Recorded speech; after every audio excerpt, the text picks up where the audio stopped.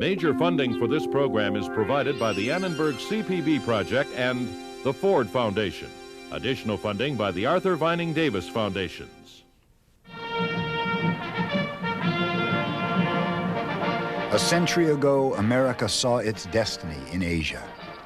Here, take my hand.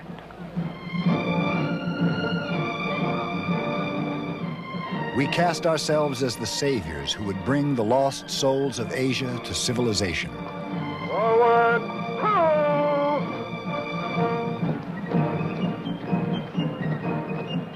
But our vision proved illusory, for we had little understanding of the people we were trying to Americanize.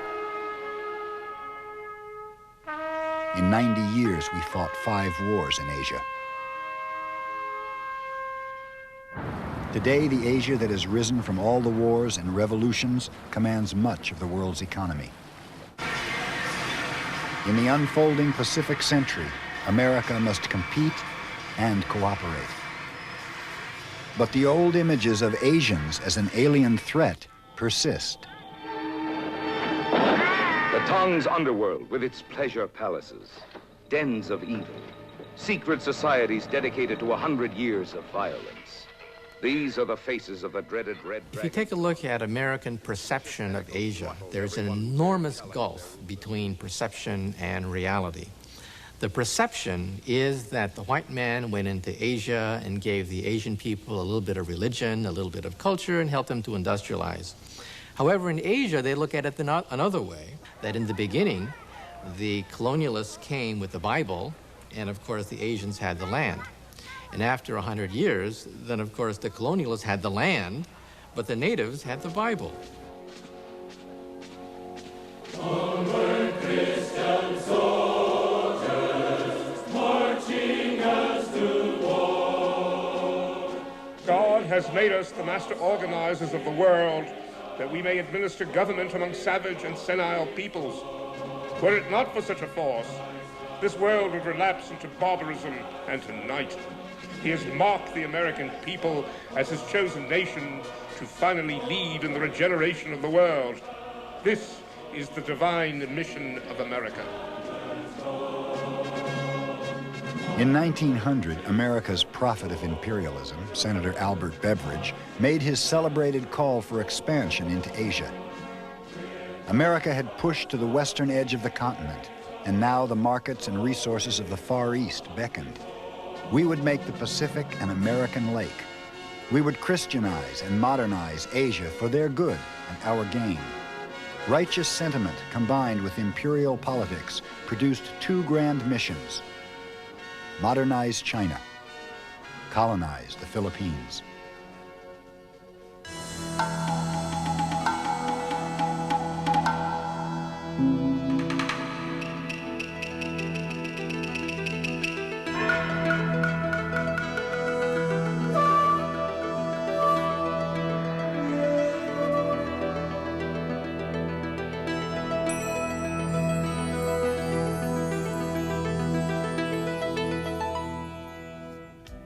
We began our imperial quest by reaching for the resource-rich, strategically located Philippines.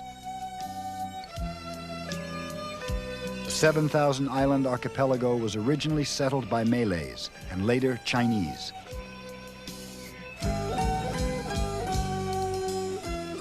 For over 300 years, Catholic Spain ruled. Until in 1896, the Filipinos began a war to regain their independence. 2 years later, America declared war on the tottering Spanish Empire, taking Cuba, Puerto Rico, and Guam. Theodore Roosevelt and other proponents of U.S. naval power in the Pacific saw a golden opportunity to persuade President McKinley to establish an American presence in the Philippines. But President McKinley wasn't sure what America should do with the Philippines. With the defeat of the Spanish and an election upcoming, the president faced a public anxious for a decision. Do we honor our heritage and support the Filipinos' demand for independence? Or do we cut a deal with the Spanish and make the Philippines our first colony? Unable to decide, the president sought divine guidance. I walk the floor of the White House night after night, and I'm not ashamed to tell you that I went down on my knees and prayed to Almighty God for light and guidance. And one night late it came to me this way, that there was nothing left for us to do but to take them all and to educate the Filipinos and uplift and civilize and Christianize them. And then I went to bed and went to sleep and slept soundly. The decision to annex the Philippines provoked intense debate and passed the Senate by only one vote. McKinley called his policy benevolent assimilation, but it brought on a long, bloody war with the Philippine nationalists. This is the first American war film glorifying the white man's conquest in Asia. In this reenactment, filmed by Thomas Edison in New Jersey, the Yankees triumph easily. In reality, 125,000 U.S. troops fought in the Philippines for over 2 years, killing hundreds of thousands of Filipinos, whom the American troops called niggers or Injuns. One general, Howling Jake Smith, told his men to take no prisoners.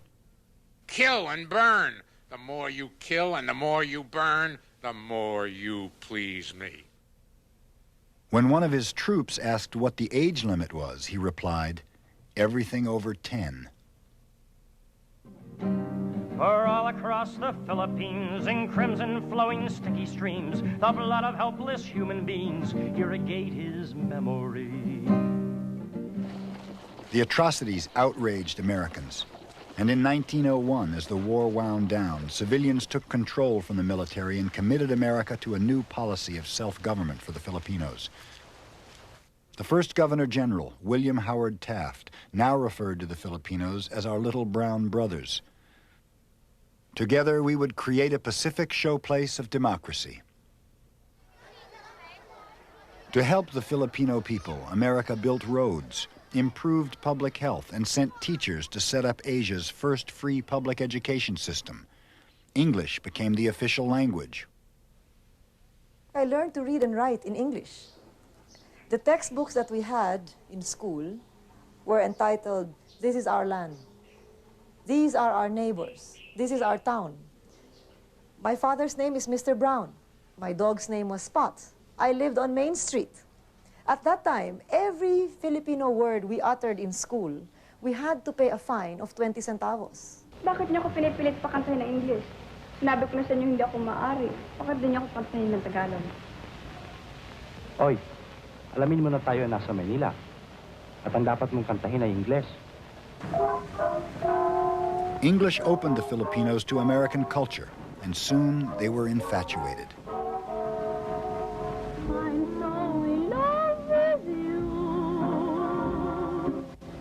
Our music and movies, our stars and styles were powerful forces. They inspired a collective fantasy that Uncle Sam would lead the Filipinos to a glorious future. Damn the Americans. Why don't they tyrannize us more, complained Philippine President Manuel Quezon. A more repressive colonial power might have inspired a more vigorous nationalist movement. But the cozy relationship had its perks for the upper classes. They profited because their colonial government protected their vast land holdings and other privileges. In the 1920s, with a militaristic Japan already on the move, many Filipinos felt they needed a powerful protector.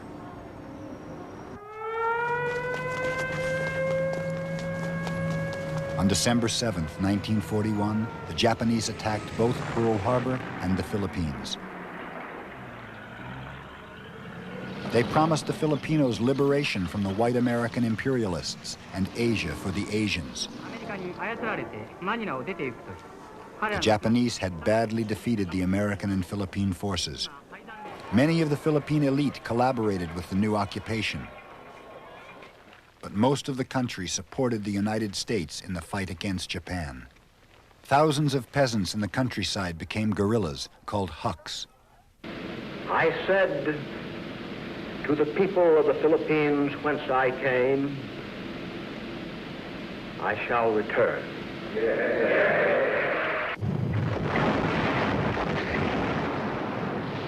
In 1944, General Douglas MacArthur kept his promise and returned to liberate the Philippines. The Japanese resistance was fierce, but before they surrendered, they went on a rampage, slaughtering civilians and leaving Manila one of the most devastated cities in the entire war. Our triumphant GIs handing out food and Hershey bars became hopeful symbols of an enduring American commitment. With this ceremony, a new nation is born. On July 4th, 1946, General MacArthur presided as Washington granted the Philippines independence. But it was more formal than real. MacArthur quickly restored America's influence and many conservatives and collaborators from the old Philippine power structure. Our anti-Japanese allies, the Huks, demanded reform. The demands were ignored. The Huks launched a guerrilla war.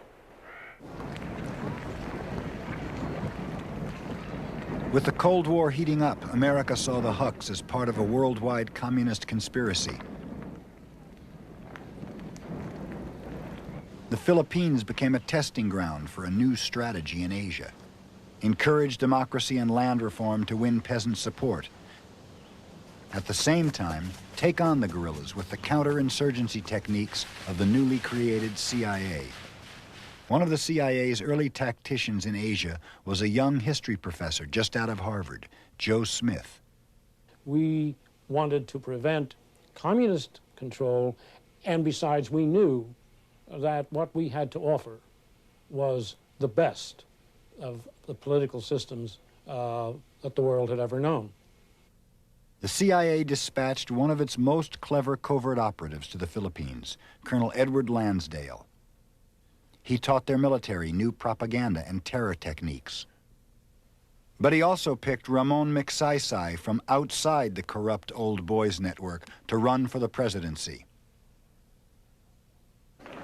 Our guy Magsaysay was their slogan. When he was elected and began his land reform program, Washington thought it had found the answer to Third World Revolution. Well, the term was invented in the age called the Magsaysay solution. In other words, you know, in other places in Asia where there was trouble, if you could just find a man like that, get him in power and help him and get him established, that would solve the problem. In 1957, Magsaysay died in a plane crash. His land reform program died with him. By then, the Huks had been defeated, and Lansdale and his counterinsurgency experts were now needed in the new hotspot in Southeast Asia, Vietnam. But the darker side of the Lansdale legacy had taken firm hold in the Philippine military. The choice that was given to us was a choice between black and white, between freedom and slavery, between totalitarianism and democracy. And that has been the most insidious influence in the military thinking, because up to now it persists. When you have a proliferation of safe houses, which become places of arrests, apprehensions, tortures, then anything goes. In the fight against communism, all is fair. In 1965, a bright, ambitious senator, Ferdinand Marcos, won the Philippine presidency. Eager for Asian allies to support our fight against communism, President Lyndon Johnson invited Marcos to the White House.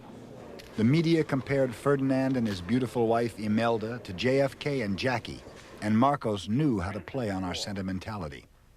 For over 7 decades, your nation and mine have walked the path of democracy. We have followed you, and we do not regret it. It was Marcos' commitment to anti-communism, not democracy, that won him unquestioning American support. Marcos extracted billions in aid, most of which he squandered on his own political fortunes.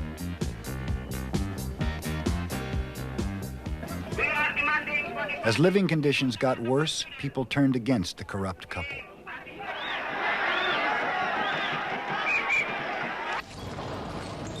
In 1972, Marcos declared martial law. He suspended the Constitution, closed the Congress, and systematically imprisoned, tortured, and murdered his political opponents. Our showplace of democracy had become a brutal dictatorship. But American aid actually increased.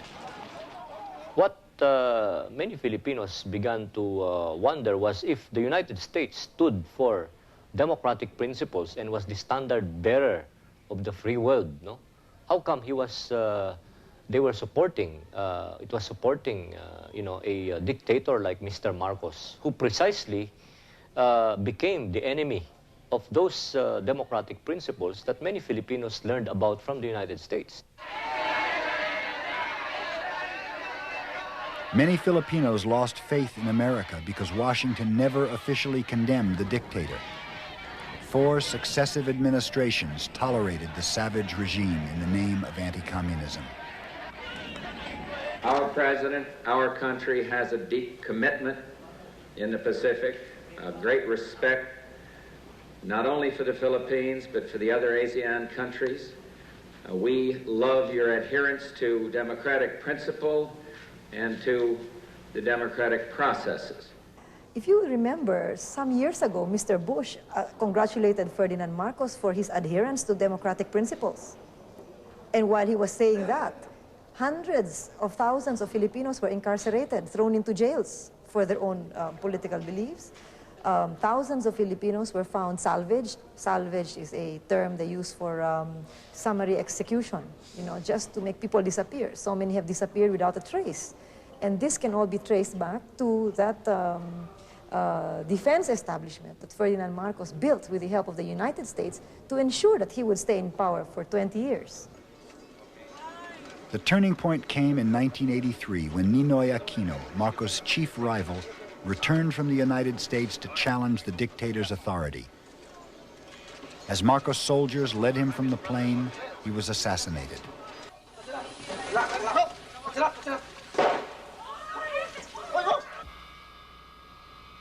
The world was horrified, and when Aquino's widow, Cori, decided to carry on the fight against the dictator, the White House finally advised Marcos to go.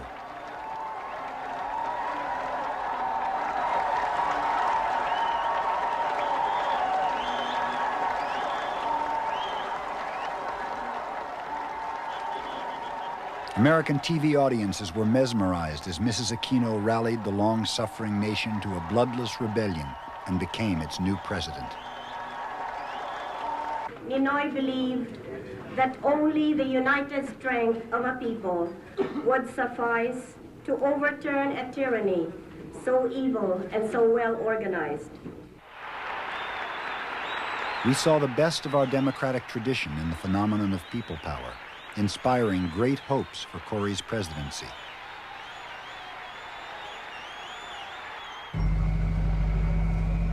But no amount of celebration could erase the bitter economic reality that Marcos left behind. Today, 3/4 of the nation barely survive. Without land reform, the gap between rich and poor continues to grow, despite American aid. The economy of the country is still dominated by huge plantations owned by a few wealthy families, including relatives of Cory Aquino. It is this landed elite that continues to stifle economic reform. To earn a decent living, some 500,000 of the best and brightest leave each year. There are over 1 million Filipinos here, making them the largest group of Asians in the United States. 27-year-old Lea Liwanag is one of the 12,000 Philippine nurses working in New York City hospitals. I came to New York with the sole objective of helping my family. I think it's a matter of life and death that someone has to help. So I just studied nursing. Lea and many of her friends, like Tet Santa Maria, were educated in the Philippines, but they fill the nursing shortage in the United States. I finished college and nursing. not to take care of my people, but to take care of these people. These are now my people. Sometimes with the loneliness I have and the situation I am in, the hard work I have to do, I wanted to go home, but I just remember my brothers and sisters that I have to send to school. So that's the only thing that keeps me going. Leia's parents grew up in the countryside where they shared the dream of millions of Filipinos to own a piece of land. They had to send Leia and another daughter to work in America before they could finally buy 10 acres. Every minute, every hour of the day, I pray for them. I pray always. Kahit na nandito ako, nagdadasal ako para sa kanila. Over the years, we created the illusion that the Philippines could be just like America. And although Leia and her friends have helped their families, they see the American dream doesn't fit their reality. As I grew older, I realized that going to America is not the answer, that I am needed in the Philippines because what we need in the Philippines is prevention. I think it's ironic that I'm taking care of all these neonates, these premature babies. Sometimes I wonder,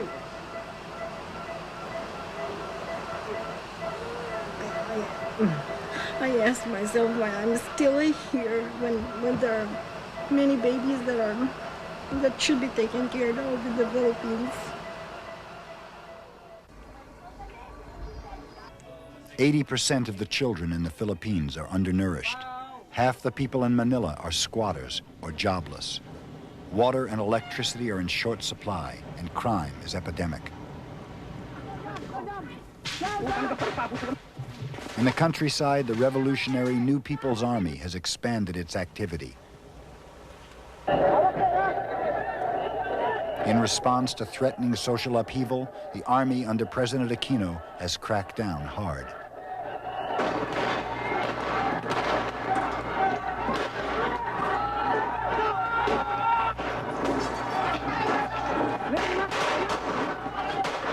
I would say compared to the Marcos years, this government at present may even be worse in terms of human rights violations, because today, even though there are less political prisoners compared to the time of Mr. Marcos, now there are more and more people who are salvaged. They just disappear.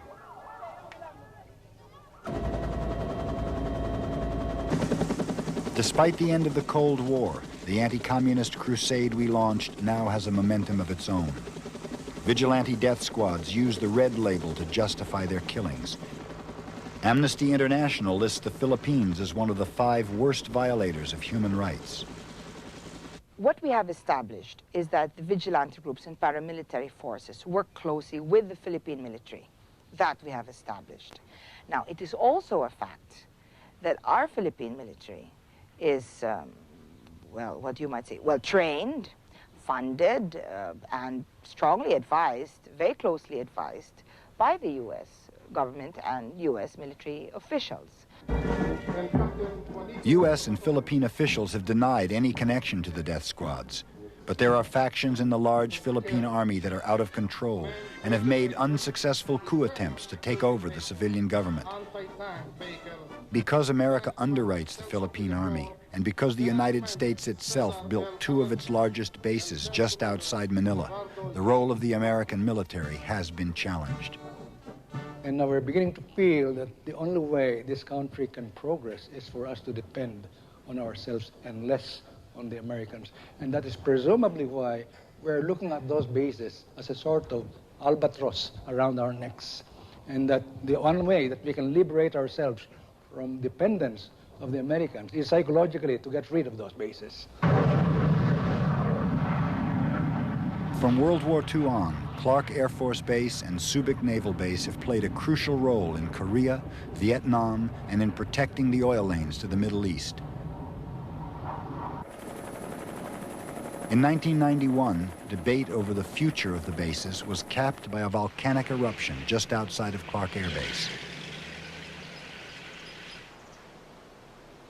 The Philippines and the U.S. agreed to phase out Clark, and the Philippine Assembly voted to close down Subic Bay Naval Base. The goals of Philippine nationalism and the United States, I think, are compatible. We're trying to work out long-term our, security relationship. The security relationship in the past has been what has made us partners. I think that history, family, economics, and so forth will keep us friends for as long as you can foresee. Whatever the conflicts, American influence is an indelible part of Filipino life. A popular description of Philippine history has been 300 years in a Spanish convent and 50 years in Hollywood. We cast them in our image, but now they want to mold their own future. We are beginning to realize that we have a country, and our country is not the United States of America.